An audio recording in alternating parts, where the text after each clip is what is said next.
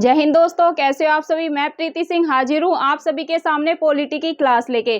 काफ़ी बच्चे बोल रहे थे कि मैम आप और भी क्लास स्टार्ट कराए, जैसे कि करंट अफेयर तो स्टूडेंट हम डेली कर ही रहे हैं। आज से शुरू करने जा रहे हैं पॉलिटी की क्लास। पॉलिटी की क्लास स्टूडेंट ना सिर्फ स्टेट लेवल पीसीएस को कवर करेगी, बल्कि आप किसी भी कॉम्पिटिटिव एग्जाम्स की तैयारी क्यों ना करें, आप सभी को पूरी मदद करेगी। तो आज शुरू करते हैं पॉलिटी की क्लास एक मोटिवेशन कोट के साथ कि ख्वाब बड़े सफर बढ़ा, कि ख्वाब बड़े सफर बढ़ा, कई चुनौतियां पार गया मैं, कि ख्वाब बड़े सफर बढ़ा, कई चुनौतियां पार गया मैं, रुका नहीं झुका नहीं, फिर कैसे कह दूं हार गया मैं।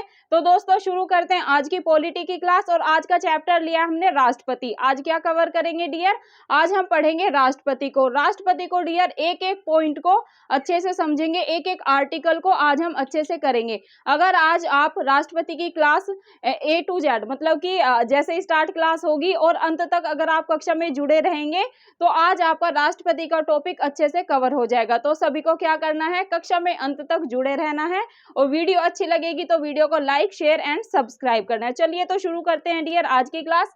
पहले ही हमने लिया है कि अगर मैं आपसे पूछूं कि जो राष्ट्रपति है वर्तमान में कौन है, तो आप सभी को पता होगा, हमने पिछली करंट अफेयर की क्लास में भी पूरी डिटेल में करा है कि भाई वर्तमान में राष्ट्रपति हैं द्रौपदी मुर्मू जी। कौन डियर, वर्तमान में राष्ट्रपति हैं द्रौपदी मुर्मू जी। कौन है,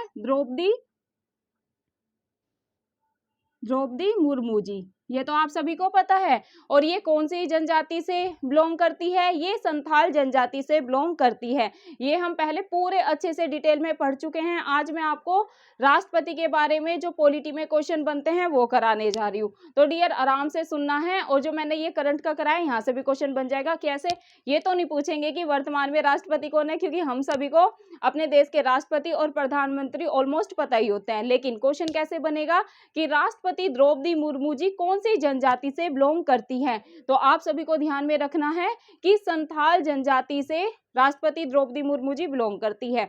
यह क्वेश्चन कैसे बनेगा, क्वेश्चन ऐसे बन सकता है कि राष्ट्रपति द्रौपदी मुर्मू जी कौन से नंबर की महिला राष्ट्रपति है। तो डियर सेकंड नंबर की महिला राष्ट्रपति है। फर्स्ट कौन थी महिला राष्ट्रपति, श्रीमती प्रतिभा देवी पाटिल जी। कौन थी, श्रीमती प्रतिभा देवी पाटिल जी। अगर मैं आपसे क्वेश्चन ये करूं कि भाई पहली आदिवासी महिला राष्ट्रपति का नाम बताइए, तो आप क्या बताएंगे कि भाई प्रथम आदिवासी महिला राष्ट्रपति कौन है, ये है द्रौपदी मुर्मू जी। चलिए अब यहाँ से राष्ट्रपति जी से और कैसे क्वेश्चन बनते हैं पॉलिटी में वो हम जान लेते हैं। डियर पहले आपको ये पता होना चाहिए जो राष्ट्रपति जी हैं ये भारत का सर्वोच्च पद है, ये तो आप सभी को पता होगा।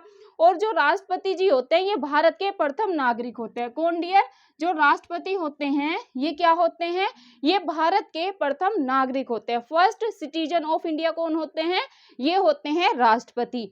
एक फैक्ट तो ये हो गया। दूसरा, अगर मैं आपसे पूछूं कि भाई तीनों सेनाओं का सर्वोच्च आप प्रधान सेनापति बताइए, जो तीनों अपनी सेनाएं हैं जल थल वायु, इनका आप मुझे प्रधान सेनापति बताइए कौन होता है। तो डियर आप सभी को ध्यान में रखना है, तीनों सेनाओं जल थल वायु, इन तीनों सेनाओं का प्रधान सेनापति कौन होता है, ये भी राष्ट्रपति जी ही होते हैं। कौन, राष्ट्रपति जी। तीनों सेनाएं जल थल वायु नौसेना, ये तीनों सेनाओं के क्या होते हैं, प्रधान सेनापति ये होते हैं। ये चीज आपको अच्छे से ध्यान में रखनी है। देन डियर अनुच्छेद 52 पे मूव करते हैं। डियर स्टेट लेवल पीसीएस में अनुच्छेद से राष्ट्रपति के बहुत ज्यादा क्वेश्चन बनते हैं, 1 से 2 प्रश्न अनुच्छेद से ही पूछे जाते हैं। तो हम एक अनुच्छेद राष्ट्रपति जी का कवर करेंगे कि जो मतलब जो जैसे भारत में एक राष्ट्रपति होगा, डायरेक्ट क्वेश्चन बनता है कि भारत का एक राष्ट्रपति होगा, ये कौन से अनुच्छेद में कहा गया है या वर्णित है। तो आप क्या बताएंगे कि भाई भारत का एक ही राष्ट्रपति होगा, ये अनुच्छेद 52 में वर्णित किया गया है। क्या डियर, अगर आपसे पूछ ले कि भारत का आप सभी को पता है एक ही राष्ट्रपति होता है, तो अगर पूछ ले कि भारत का एक राष्ट्रपति होगा, ये अनुच्छेद कौन से में दिया हुआ है, अनुच्छेद 52 में। अनुच्छेद अनुच्छेद 53 में, अनुच्छेद 54 में, अनुच्छेद 55 में, ऐसे करके आपको ABCD 4 ऑप्शन दिए होंगे। तो डियर आपको ध्यान में रखना है जो अनुच्छेद 52 है इसमें क्या वर्णित है कि भाई भारत का एक राष्ट्रपति होगा। ये आपको डियर अच्छे से याद कर लेना है। मूव करते हैं अनुच्छेद 53 पे। इसमें क्या है, ये भी काफी महत्वपूर्ण है और यूपी पीसीएस में डियर ये क्वेश्चन ऑलरेडी पूछा जा चुका है। क्वेश्चन कैसे बनेगा कि संघ की समस्त कार्यपालिका शक्ति किसमें निहित होती है। यहाँ से 2-3 क्वेश्चन बनेंगे, आराम से धैर्यपूर्वक सुनना है। कैसे, पहले क्वेश्चन कैसे बनेगा कि भाई संघ की समस्त कार्यपालिका शक्ति किसमें निहित होती है। प्रधानमंत्री में होती है, राष्ट्रपति में होती है, उपराष्ट्रपति में होती है या फिर सर्वोच्च अपने मुख्य न्यायाधीश में होती है। ऐसे करके 4 ऑप्शन देंगे। ऑप्शन कैसे भी हो सकते हैं, मैं आपको सिर्फ एग्जांपल देके समझा रही हूँ। कैसे, अगर पूछ ले कि भाई संघ की समस्त कार्यपालिका शक्ति किसमें निहित होती है, तो आप क्या लगाएंगे कि भाई राष्ट्रपति में होती है। किसमें डियर, संघ की समस्त कार्यपालिका शक्ति निहित होती है राष्ट्रपति में। पहला क्वेश्चन तो ये हो गया। दूसरा क्वेश्चन कैसे बन सकता है कि भाई संघ की समस्त कार्यपालिका शक्ति राष्ट्रपति में निहित होगी, ये कौन से अनुच्छेद में कहा गया है। तो डियर आपको अनुच्छेद भी याद रखना है। अनुच्छेद कैसे दे देंगे, 52 में कहा गया है, अनुच्छेद 53 में कहा गया है, अनुच्छेद 54 में कहा गया है या अनुच्छेद 55 में कहा गया है। तो डियर आपको ध्यान में रखना है संघ की समस्त कार्यपालिका शक्ति राष्ट्रपति में निहित होगी, ये कौन से आर्टिकल में कहा गया है, ये अनुच्छेद 53 में कहा गया है। ठीक है, ये अनुच्छेद डियर आपको याद करने हैं। ये यूपी पीसीएस में डायरेक्ट ऐसे क्वेश्चन बना था। देखिए मैंने पॉइंट टू पॉइंट चीजों को लिखा है क्योंकि जहां से क्वेश्चन बने हैं, मैं स्टेट लेवल पीसीएस के क्वेश्चन पेपर देखती रहती हूँ, बाकी भी जैसे एसएससी वगैरह के एग्जाम होते हैं दिल्ली पुलिस के, तो मुझे काफी आइडिया है कि भाई क्वेश्चन कैसे बनते हैं। अगर आप, मैं 100% गारंटी ले रही हूँ, अगर आप राष्ट्रपति की ये क्लास कर लेते हैं, इससे बाहर आपको एक भी क्वेश्चन नहीं देखने को मिलेगा। मैंने 3-4 सोर्स से ये अपनी आज की क्लास तैयार करी है, तो जैसे भी जहां से भी मुझे लगा कि भाई यहाँ से क्वेश्चन बनते हैं, तो वो सारे कलेक्ट करके मैंने यहाँ पर डायग्राम से आपको समझाने का प्रयास कर रही हूँ। तो सभी को क्लास में अच्छे से जुड़ना है और अच्छे से चीजों को सुनना है और नोट करते हुए चलना है। चलिए अनुच्छेद 54 पे मूव करते हैं डियर। अनुच्छेद 54 में क्या है, इसमें क्या दिया हुआ है, राष्ट्रपति का निर्वाचन। जो अनुच्छेद 54 में है, अगर पूछ ले कि भाई राष्ट्रपति का निर्वाचन कौन से अनुच्छेद में दिया गया है, तो आप क्या लगाएंगे कि भाई आर्टिकल 54 में दिया गया है। अब इसमें और क्या क्या चीजें दी गई है वो भी मैं बता देती हूँ। राष्ट्रपति का निर्वाचन एक निर्वाचक मंडल द्वारा होता है। अगर ऐसे आ जाए कि भाई राष्ट्रपति का निर्वाचन एक निर्वाचक मंडल के द्वारा होता है, ये कौन से आर्टिकल में वर्णित है, तो आप क्या लगाएंगे कि भाई अनुच्छेद 54 में ये वर्णित है। अब जो निर्वाचक मंडल होता है, इसमें मतलब जो राष्ट्रपति का निर्वाचन होता है वो कैसे होता है, किस विधि से होता है, तो अभी मैं उस पर भी चर्चा कर लेती हूँ। इसमें निर्वाचक मंडल में कौन कौन शामिल होता है वो आपको सुनना है आराम से। संसद के दोनों सदन के निर्वाचित सदस्य, राष्ट्रपति के निर्वाचन में कौन कौन शामिल होता है डियर, संसद के दोनों सदनों के निर्वाचित सदस्य। फोकस करना है आपको निर्वाचित सदस्य पे। अगर मनोनीत आ जाए ना, यहाँ से state level PCS, UP PCS में निर्वाचन मंडल से क्वेश्चन पूछा गया था, इसलिए मैं फोकस करके कोशिश कर रही हूँ कि आपको अच्छे से समझाऊं। तो डियर मनोनीत आए ना, जहां पर भी ऑप्शन में मनोनीत दिख गया ना, उसको तो आपको कट कर देना है कि भाई मनोनीत तो नहीं होते हैं, निर्वाचित होते हैं। अब निर्वाचित भी आपको पता होना चाहिए कि भाई कौन कौन से होते हैं, जैसे राज्यसभा, लोकसभा और कौन से होते हैं, तो आपको अच्छे से सुनना है। ठीक है, तो इसमें दिया हुआ है संसद के दोनों सदनों के निर्वाचित सदस्य। निर्वाचित में संसद के दोनों सदन, आपको ये तो पता होगा संसद के कितने सदन होते हैं, 2 होते हैं। कौन कौन से होते हैं डियर, दोनों सदन, लोकसभा और राज्यसभा, इसके निर्वाचित सदस्य इसमें शामिल होते हैं। देन बात करते हैं प्लस और कौन कौन शामिल होते हैं, राज्य विधानसभाओं के निर्वाचित सदस्य शामिल होते हैं। देखिए यहाँ पर भी निर्वाचित है, मनोनीत नहीं है, तो जहां पर भी मनोनीत आए ना, उसको आपको वैसे ही ऑप्शन को कट कर देना है। एलिमिनेशन मेथड यही होता है। तो राज्य विधानसभाओं के इसमें निर्वाचित सदस्य भी शामिल होते हैं, ये चीज आपको ध्यान में रखनी है, नोट करना है आपको, जो कि काफी महत्वपूर्ण है। क्या हुआ था डियर, 70वें संविधान संशोधन अधिनियम 1992, मतलब कि 1992 के द्वारा दिल्ली प्लस पुदुचेरी, विधानसभाओं के निर्वाचित सदस्यों को भी निर्वाचन मंडल में शामिल किया गया। ये चीज आपको, ये तीनों चारों फैक्ट अच्छे से याद कर लेने हैं। ऐसे ही डायग्राम बनाना है और चीजों को लिख के याद करने का प्रयास करना है। देखिए ऑप्शन में मनोनीत आएगा, उसको तो आप एलिमिनेट कर देना। कौन कौन निर्वाचन मंडल में शामिल होता है?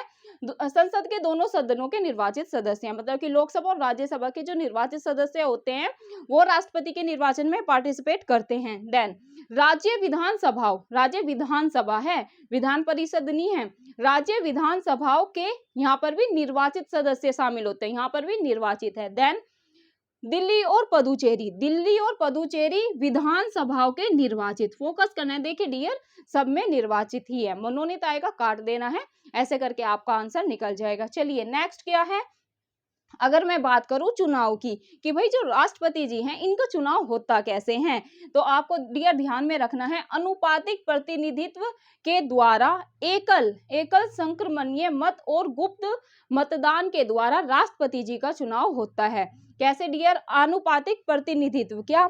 आनुपातिक प्रतिनिधित्व के द्वारा एकल संक्रमणीय मत और गुप्त मतदान के द्वारा राष्ट्रपति जी का चुनाव होता है। और ये डियर स्टेट लेवल पीसीएस में डायरेक्ट यहाँ से भी क्वेश्चन बना था, और जैसे नेट के एग्जाम होते हैं ना, वहां पर भी राष्ट्रपति के निर्वाचन से क्वेश्चन बना था। तो ये मैं बता रही हूँ ना, अगर आप ये राष्ट्रपति की क्लास कर लेते हैं, कोई सा भी कॉम्पिटिटिव एग्जाम हो और राष्ट्रपति से अगर क्वेश्चन आया तो इससे बाहर नहीं जाएगा, क्योंकि हमने राष्ट्रपति जी को सारे डायमेंशन से कवर करने की कोशिश की है। जहां से भी मुझे लगा कि भाई यहाँ से क्वेश्चन बने हैं, मैंने सारे पॉइंट, ऑलमोस्ट राष्ट्रपति के बारे में जितने भी पॉइंट है मैंने सारे यहाँ पर नोट करने की कोशिश करी है, और कोशिश कर रही हूँ कि आपको अच्छे से समझाऊं और आपका एक भी क्वेश्चन राष्ट्रपति से गलत ना हो। तो अच्छे से क्लास को सुनना है। इसलिए डियर करंट अफेयर की क्लास में मैं इतना फोकस करके नहीं बोलती हूँ, क्योंकि करंट अफेयर क्या होता है ना, सब पढ़ते ही रहते हैं, ठीक है, और लास्ट में भी हम मंथली मैगजीन लाते हैं और पढ़ लेते हैं। लेकिन जो ये अपना पॉलिटी हो गया, हिस्ट्री होगा, इसको अपने को अच्छे से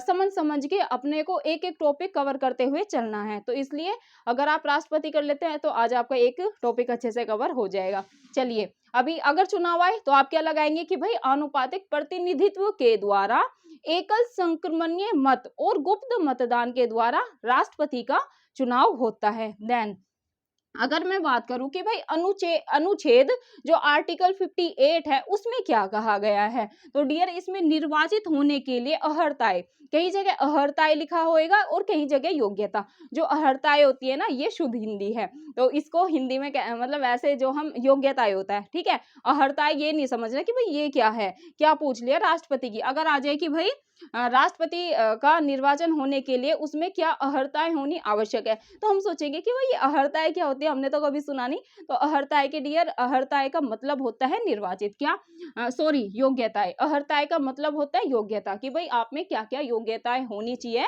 कि भाई आप राष्ट्रपति बन सके। तो राष्ट्रपति कैसे बनेंगे आप, उसके लिए आप में क्या क्या योग्यताएं होनी चाहिए, वो भी अभी मैं आपको समझाने जा रही हूँ। क्या होना चाहिए, एक तो अगर आपको राष्ट्रपति बनना है ना डियर, आपको भारत का नागरिक होना जरूरी है। अगर आपको भारत का राष्ट्रपति बनना है, क्योंकि भारत का ये सर्वोच्च पद होता है, तो आपके लिए जरूरी है कि आप भारत के नागरिक हो। क्या फर्स्ट पॉइंट है, आप भारत के नागरिक हो। सेकंड क्या है, 35 वर्ष 35 एज आपकी कंप्लीट हो चुकी हो, मतलब कि 35 वर्ष आपने कंप्लीट कर लिए हो। और डियर यहाँ से भी आपको यकीन नहीं होगा, अगर यकीन नहीं है तो आप स्टेट लेवल पीसीएस के पेपर उठाना और देखना, एमपीपीसीएस, बीपीएससी और जो अपना ये यूपीपीसीएस के एग्जाम होते हैं, डायरेक्ट यहाँ से क्वेश्चन बनता है कि भाई राज्यसभा की योग्यताएं, सॉरी राष्ट्रपति बनने के लिए योग्यताएं क्या है, ये योग्यताएं दी होंगी और उनमें से पूछ लेंगे इसमें से नहीं है, या पूछ लेंगे राष्ट्रपति के लिए आयु 30 वर्ष, 35 वर्ष, 25 वर्ष या 32, ऐसे करके देंगे। तो आपको एज याद रखनी है, अगर आपको राष्ट्रपति बनना है तो आपको 35 आयु कंप्लीट करी होनी चाहिए। तो ये आपको ध्यान में रखना है। पहला क्या है, भारत का नागरिक होना चाहिए। सेकंड क्या है कि भाई आपने 35 एज अपनी कंप्लीट कर ली हो। थर्ड क्या है डियर, लोकसभा का सदस्य, क्या लोकसभा का सदस्य निर्वाचित होने की आप में योग्यता हो। क्या लोकसभा का सदस्य निर्वाचित होने की इसमें योग्यता भी बताई गई है। आर्टिकल किसमें, आर्टिकल 58 में आपको फोकस करना है। आर्टिकल 58 में निर्वाचित राष्ट्रपति के निर्वाचित होने के लिए जो योग्यताएं होती हैं वो निर्धारित की गई है। योग्यताएं क्या क्या होनी चाहिए अगर भारत का आपको राष्ट्रपति बनना है? पहले तो आपको भारत का नागरिक होना चाहिए। सेकंड, आपने 35 एज अपनी कंप्लीट कर ली हो। थर्ड क्या है?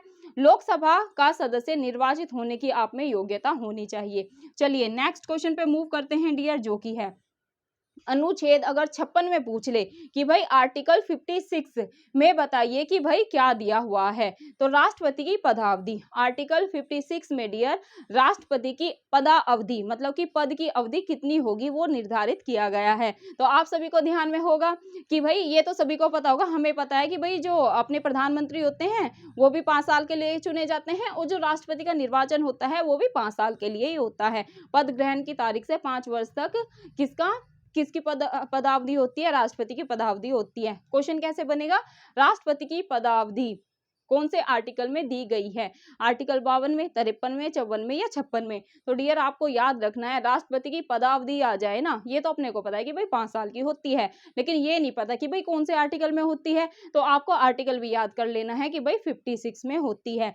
चलिए नेक्स्ट क्वेश्चन पे मूव करते हैं। आर्टिकल 56 क्लोज फर्स्ट का क्या? आर्टिकल 56 क्लोज फर्स्ट का इसमें क्या दिया हुआ है डियर? इसके अकॉर्डिंग भारत का राष्ट्रपति अपना त्याग पत्र, इसमें बात हुई है त्याग पत्र की। अगर बात ऐसे क्वेश्चन आ जाए कि भाई राष्ट्रपति अपना त्याग पत्र किसको देगा, यहाँ से भी डियर स्टेट लेवल पीसीएस में क्वेश्चन बना था कि भाई राष्ट्रपति अपना त्याग पत्र किसको देता है? उपराष्ट्रपति को देता है, सर्वोच्च न्यायालय के मुख्य न्यायाधीश को देता है, या प्रधानमंत्री को देता है, या गवर्नर को देता है? ऐसे करके क्वेश्चन आ जाए तो डियर आपको ध्यान में रखना है जो राष्ट्रपति जी होते हैं ये अपना पद का जो त्याग है, पद त्याग पत्र किसको देते हैं? ये देते हैं उपराष्ट्रपति को। कौन से आर्टिकल के अकॉर्डिंग? तो आपको आर्टिकल याद रखना है 56 क्लोज फर्स्ट का। ठीक है, ये क्लियर हो गया। चलिए नेक्स्ट पे मूव करते हैं डियर। नेक्स्ट है आर्टिकल 123 लिया है मैंने, आर्टिकल 72 लिया है जो कि काफी महत्वपूर्ण है, और आर्टिकल लिया है 143।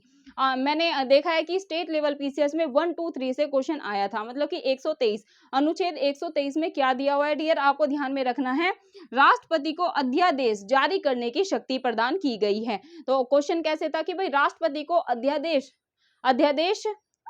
जारी करने की शक्ति किसमें प्रदान की गई है? आर्टिकल 123 में, आर्टिकल 143 में, आर्टिकल 72 में, मतलब आर्टिकल 4 दिए हुए थे। तो डियर आपको ध्यान में रखना है जहां भी राष्ट्रपति को अध्यादेश जारी करने की शक्ति आ जाए ना, तो आपको 123 याद रखना है कि 123 में भाई अध्यादेश जारी करने की शक्ति प्रदान की गई है राष्ट्रपति जी को। ठीक है, क्लियर हो गया। चलिए नेक्स्ट क्वेश्चन पे मूव करते हैं जो कि आर्टिकल 72 से बना था। आर्टिकल 72 में क्या है डियर? राष्ट्रपति को क्षमादान की शक्ति प्रदान की गई है। अगर आ जाए कि भाई अनुच्छेद 72 में बताइए क्या कहा गया है? राष्ट्रपति को क्षमादान की शक्ति प्राप्त है, अध्यादेश जारी करने की शक्ति प्रदान है, ऐसे करके आपको 4 ऑप्शन में दिए होंगे। तो डियर आपको ध्यान में रखना है अनुच्छेद 72 में राष्ट्रपति जी को क्षमादान करने की शक्ति प्रदान की गई है। किसकी शक्ति प्रदान की गई है? क्षमादान करने की शक्ति प्रदान की गई है राष्ट्रपति जी को अनुच्छेद 72 के तहत। ये क्लियर हो गया। चलिए अब अनुच्छेद 143 की बात करते हैं। आर्टिकल 143 में क्या है, मतलब कि अनुच्छेद 143 में क्या दिया हुआ है डियर? राष्ट्रपति को उच्चतम न्यायालय से परामर्श करने का अधिकार प्रदान किया गया है। क्या है?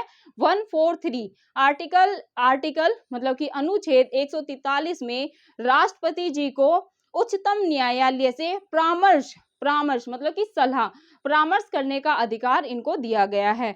चलिए डियर नेक्स्ट पे मूव करते हैं। नेक्स्ट कैसे क्वेश्चन बनते हैं, 1 मिनट रुकिएगा, जब तक आप स्क्रीनशॉट ले लो।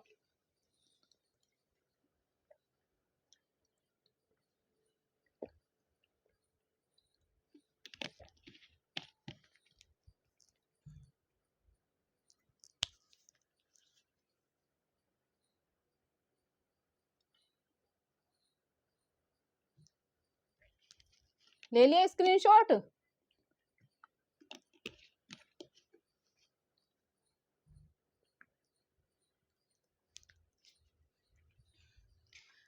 चलिए शुरू करते हैं डियर। गर्मी बहुत है, आपको 3 से 4 लीटर पानी पीना ही पीना है। ठीक है, नहीं तो प्रॉब्लम हो जाएगी शुरू। चलिए अभी नेक्स्ट क्वेश्चन कैसे बनता है मैं वो बताने जा रही हूँ। अनुच्छेद 60 डियर काफी महत्वपूर्ण है। इसमें क्या है, राष्ट्रपति को शपथ, बात हो रही है राष्ट्रपति को शपथ की। आपको फोकस इस पे करना है, जैसे शपथ है राष्ट्रपति, अब मैं बार बार नहीं लिख रही राष्ट्रपति, यहाँ पर तो लिख दिया, देखिए यहाँ पर नहीं लिखा। जैसे यहाँ पर क्या, राष्ट्रपति भारत का प्रथम नागरिक होता है, तीनों सेनाओं जल थल वायु का क्या होता है, प्रधान सेनापति होता है। फिर हमने आगे आर्टिकल के थ्रू समझने का प्रयास किया। अभी आगे क्योंकि राष्ट्रपति के बारे में बात हो रही है तो बार बार राष्ट्रपति भी ना करें तो भी चलेगा। आपको फोकस क्या करना है कि भाई अनुच्छेद 60 है, जैसे इसमें क्या होता है, इसमें होता है राष्ट्रपति को शपथ भारत का मुख्य न्यायाधीश दिलाता है।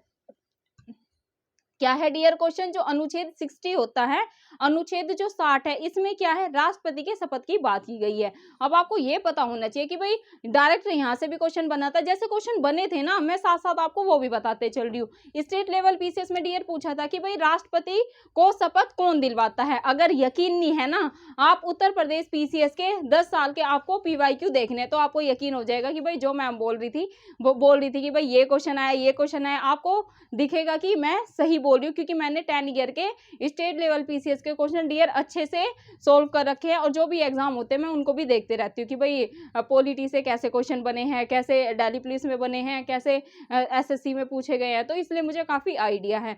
तो अगर आप देखेंगे अनुच्छेद 60 भी काफी महत्वपूर्ण है। इसमें क्या बात करी गई है, राष्ट्रपति के शपथ की, किसकी, राष्ट्रपति जी के शपथ की बात की गई है। पहला तो यही आएगा कि भाई अनुच्छेद में किसकी बात करी गई है, राष्ट्रपति के शपथ की, अध्यादेश की, या ऐसे करके क्वेश्चन आएगा। तो आपको क्या ध्यान में रखना है कि भाई अनुच्छेद 60 में भारत के राष्ट्रपति की शपथ की बात की गई है। सेकंड, आपको ये पता होना चाहिए जो भारत के राष्ट्रपति होते हैं इनको शपथ कौन दिलवाता है। क्वेश्चन कैसे आएगा कि भाई भारत के प्रधानमंत्री राष्ट्रपति जी को शपथ दिलवाते हैं, भारत के मुख्य न्यायाधीश शपथ दिलाते हैं, या भारत के जो मतलब जैसे दिल्ली के गवर्नर शपथ दिलाते हैं। 3-4 आपको ऑप्शन में दिए होंगे। तो डियर आपको ध्यान में रखना है जो भारत के राष्ट्रपति होते हैं उनको शपथ कौन दिलवाता है, भारत के मुख्य न्यायाधीश। कौन, भारत के मुख्य न्यायाधीश राष्ट्रपति जी को शपथ दिलवाते हैं।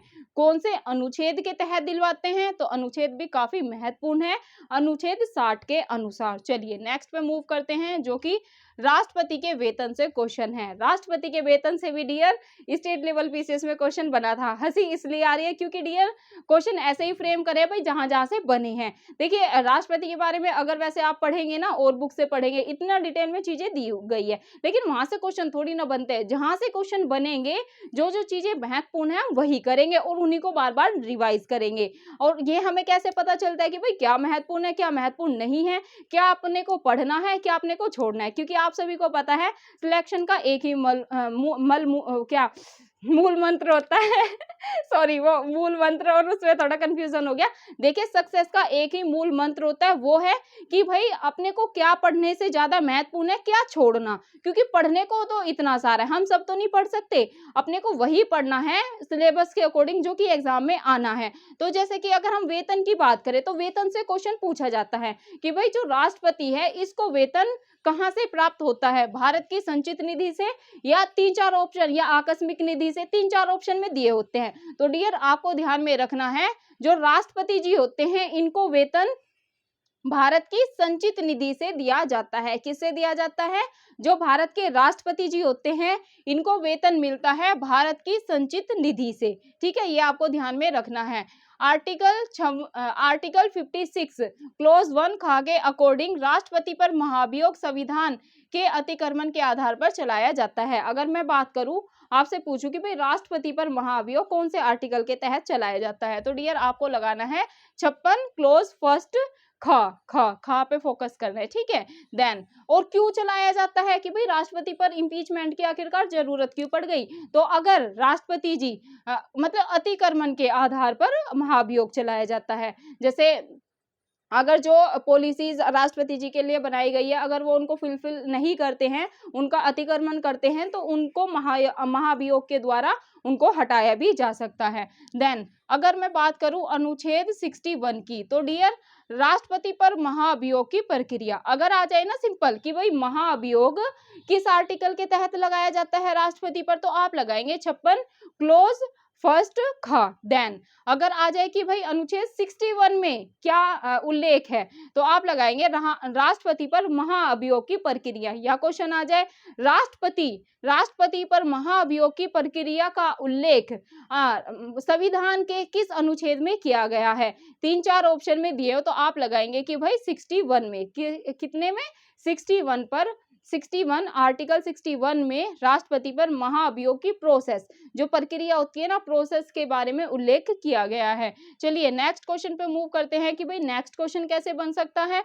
राष्ट्रपति पद की रिक्ति पर कार्यभार कौन संभालता है। यहाँ से भी डियर क्वेश्चन बनना था कि भाई अगर राष्ट्रपति का जो पद होता है वो रिक्त हो जाता है, मतलब कि खाली हो जाता है, तो उनका कार्यभार कौन संभाल लेगा। तो आपको ध्यान में रखना है, अगर राष्ट्रपति जी का पद रिक्त मतलब कि खाली हो जाता है, तो उनका कार्यभार, जो उनका वर्कलोड होता है, तो ये कौन संभालता है, ये संभालते हैं उपराष्ट्रपति जी। कौन संभालते हैं? उपराष्ट्रपति जी। और वर्तमान में बताइए उपराष्ट्रपति कौन है। चलिए सबको बताना है कमेंट में, वर्तमान में भारत के उपराष्ट्रपति कौन है। और ये मैंने करंट अफेयर की क्लास में कम से कम 20 से 25 बार आपको करवाया है, तो सभी का बच्चों का आंसर जरूर आना चाहिए कमेंट बॉक्स में। देन राष्ट्रपति पद की रिक्ति का कार्यभार हमने आपको बता दिया कौन संभालता है। अगर राष्ट्रपति का पद रिक्त हो जाता है तो उपराष्ट्रपति संभालते हैं। देन अगर राष्ट्रपति की मृत्यु, पद त्याग या पद से हटाए जाने के कारण रिक्ति को भरने के लिए निर्वाचन। हाँ, अगर क्वेश्चन ऐसे आ जाए कि भाई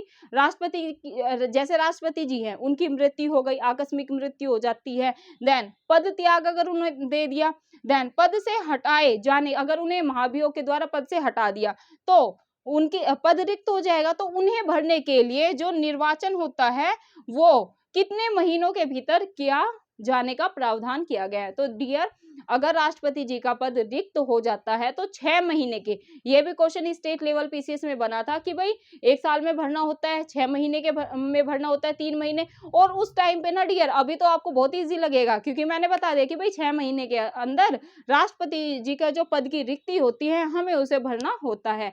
लेकिन जब एग्जाम में क्वेश्चन आता है ना तो डियर काफी कंफ्यूजन हो जाता है, उसमें महीने दिए होते हैं 3 महीने, 6 महीने, 1 साल, तो हम कंफ्यूज हो जाते हैं यार 3 महीने क्योंकि ज्यादा हम खाली रख नहीं सकते, या 6 महीने या 2 महीने के अंदर ही भर देते हैं। तो ऐसे करके वहां पर कंफ्यूज क्रिएट होना शुरू हो जाता है। तो आपको यही क्लियर कर लेना है, तो कितने महीने के अंदर राष्ट्रपति के पद को जो रिक्ति होती है उसको फुलफिल करना होता है। तो डियर आपको ध्यान में रखना है 6 महीने के अंदर। चलिए नेक्स्ट क्वेश्चन पे मूव करते हैं, जो कि है अनुच्छेद 77। क्या? अनुच्छेद 77 के अनुसार डियर भारत सरकार की समस्त कार्यपालिका का जो कार्य होता है राष्ट्रपति के नाम से ही किया जाता है। ये भी काफी महत्वपूर्ण है। अनुच्छेद अगर आ जाए कि भाई 77 के अनुसार क्या है, तो आपको ध्यान में रखना है जो भारत सरकार, इंडियन गवर्नमेंट होती है कि समस्त जो कार्यपालिका शक्ति होती है, कार्यपालिका के जो कार्य होते हैं, जो कार्यपालिका है उसके जो वर्क होते हैं राष्ट्रपति के नाम से ही किए जाते हैं। जो भारत है, भारत सरकार है, उसमें जो अपनी कार्यपालिका है उसके जितने भी जो कार्य होते हैं वो किसके नाम से किए जाते हैं? राष्ट्रपति जी के नाम से ही किए जाते हैं। चलिए डियर नेक्स्ट क्वेश्चन पे मूव करते हैं कि भाई कैसे बन सकता है अनुच्छेद 78। क्या? आर्टिकल 78 पे मूव करते हैं। इसमें राष्ट्रपति को प्रधानमंत्री से सूचना प्राप्त करने का अधिकार प्रदान किया गया है। अगर क्वेश्चन ऐसे आ जाए कि भाई राष्ट्रपति को प्रधानमंत्री से सूचना प्राप्त करने का अधिकार कौन से अनुच्छेद के द्वारा प्राप्त किया गया है? तो डियर आप लगाएंगे अनुच्छेद 78 के तहत। चलिए नेक्स्ट क्वेश्चन पे मूव करते हैं, जो कि काफी महत्वपूर्ण है और ये भी यूपीपीसीएस में पूछा गया है। अनुच्छेद 108 की बात करते हैं। अनुच्छेद 108 में क्या है? अनुच्छेद 108 मतलब कि अनुच्छेद 108 में संयुक्त अधिवेशन है। आप सभी को पता होगा संयुक्त अधिवेशन बुला सकता है कौन? राष्ट्रपति। क्वेश्चन यहाँ से 2-3 तरीके से बनता है। क्वेश्चन कैसे बनेगा? संयुक्त अधिवेशन बुला सकता है राष्ट्रपति, प्रधानमंत्री, गवर्नर, मुख्यमंत्री। तो आप क्या लगाएंगे कि भाई जो संयुक्त अधिवेशन है इसको राष्ट्रपति जी ही बुला सकते हैं। कौन से आर्टिकल के तहत? तो आर्टिकल याद करना है आपको 108 के तहत। तो अगर ये क्वेश्चन आ जाए राष्ट्रपति संसद के दोनों सदन, मतलब कि राष्ट्रपति जी लोकसभा और राज्यसभा में संयुक्त अधिवेशन बुला सकते हैं? कौन से अनुच्छेद के तहत? 108, 126, 127 ऐसे करके आपको 4 ऑप्शन में दिया हुआ हो, तो आप क्या लगाएंगे? अनुच्छेद 108 के तहत राष्ट्रपति जी संसद के दोनों सदनों का संयुक्त अधिवेशन बुला सकते हैं। 3-4 तरीके से क्वेश्चन बने थे स्टेट लेवल पीसीएस में, मैंने हर तरीके से आपको बता दिया। चलिए नेक्स्ट क्वेश्चन पे मूव करते हैं, कैसे बन सकता है? धन विधेयक से भी डियर स्टेट लेवल पीसीएस में क्वेश्चन बने हैं। कैसे? धन विधेयक को पुनर्विचार के लिए नहीं लौटा सकते। जो राष्ट्रपति जी होते हैं डियर, वो धन विधेयक को पुनर्विचार मतलब कि दोबारा विचार के लिए नहीं लौटा सकते। ये चीज आपको अच्छे से याद कर लेनी है। ऐसा वो क्यों नहीं कर सकते हैं? क्योंकि वस्तुतः जो डियर धन विधेयक होता है वो सदन में राष्ट्रपति की पूर्व अनुमति से ही क्या होता है? प्रस्तुत किया जाता है। इसलिए क्या राष्ट्रपति जी धन विधेयक को पुनर्विचार के लिए नहीं लौटा सकते। चलिए नेक्स्ट क्वेश्चन कैसे बन सकता है? राष्ट्रपति की स्वीकृति के बाद ही कोई विधेयक कानून बनता है। ये तो आप सभी को पता होगा, जब तक राष्ट्रपति जी की स्वीकृति नहीं होगी तो कोई भी जो विधेयक होता है वो कानून नहीं बन सकता। तो किसी भी जो विधेयक होता है उसको कानून बनने के लिए किसकी स्वीकृति की मतलब आवश्यकता होती है? ये होती है राष्ट्रपति। अगर राष्ट्रपति जी किसी विधेयक को स्वीकृति देंगे तभी वो विधेयक क्या बनेगा? लॉ बनेगा, मतलब कि कानून बनेगा। ये चीज आपको अच्छे से याद कर लेनी है।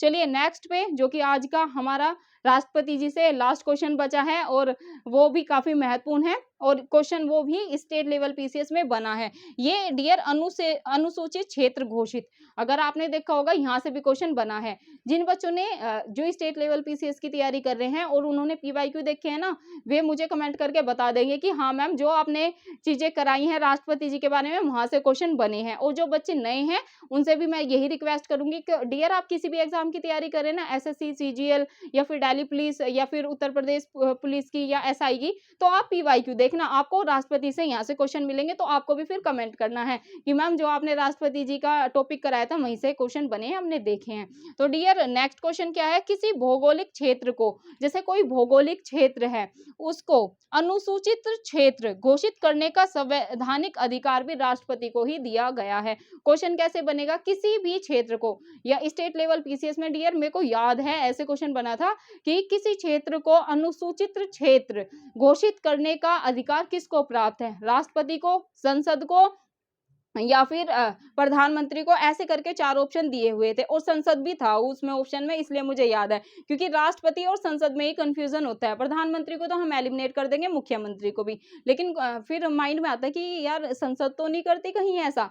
लेकिन आपको याद करना है जो भौगोलिक क्षेत्र होता है उसको अनुसूचित क्षेत्र घोषित करने का अधिकार किसको प्रदान किया गया है? ये राष्ट्रपति जी को प्रदान किया गया है। तो डियर ये थी आज की हमारी पॉलिटी की क्लास। तो सभी स्टूडेंट जितने भी मेरे साथ स्टेट लेवल पीसीएस के जुड़े हुए हैं, एसएससी, सीजीएल, सीपीओ, रेलवे और एमटीएस और अपने दिल्ली पुलिस कांस्टेबल के एसआई के जुड़े हुए हैं, तो उन सभी को क्लास देखनी है और फीडबैक जरूर देना है कि आपको क्लास कैसी लगी। धन्यवाद स्टूडेंट, फिर मिलते हैं आपको पॉलिटी के अगले किसी टॉपिक के साथ। और आप टॉपिक भी लिख सकते हैं, आपको किसी टॉपिक में दिक्कत है ना कि मैम ये समझ में नहीं आ रहा, मैम ये समझ में नहीं आ रहा, तो उसको भी कर लेंगे। तो डियर लास्ट में यही रिक्वेस्ट है, प्लीज वीडियो अच्छी लगे तो वीडियो को लाइक कर देना, मैम का एफर्ट दिखे।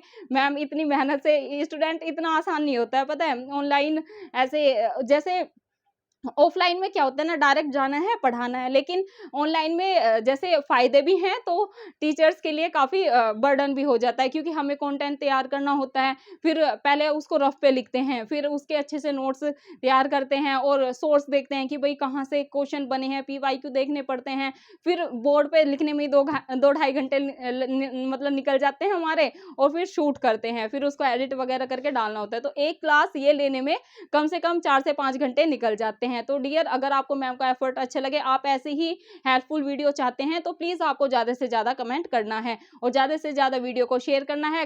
डियर मेरा सपना यही है कि अपनी एजुकेशन की वीडियो गांव-गांव तक जाए और जो भी बच्चों का सपना है एक सरकारी नौकरी पाने का, वो इसे जरूर पूरा करे। मात्र उनका सपना डियर एक सपना बनकर ना रह जाए, क्योंकि आप सभी को पता है जब एक स्टूडेंट का सपना टूटता है सरकारी नौकरी का, सिर्फ उसका सपना नहीं टूटता है, उसकी पूरी फैमिली का सपना चकनाचूर हो जाता है। तो प्लीज डियर आप जो अपना चैनल है ईपीएस बाय प्रीति सिंह को आप सभी इतना प्यार दे रहे हैं, आगे भी ऐसा अपना प्यार और सपोर्ट बना के रखना। प्लीज़ वीडियो को ज़्यादा से ज़्यादा शेयर करें। धन्यवाद। फिर मिलते हैं आपको कल की क्लास में। और 1 मिनट एक इन्फॉर्मेशन और देनी है।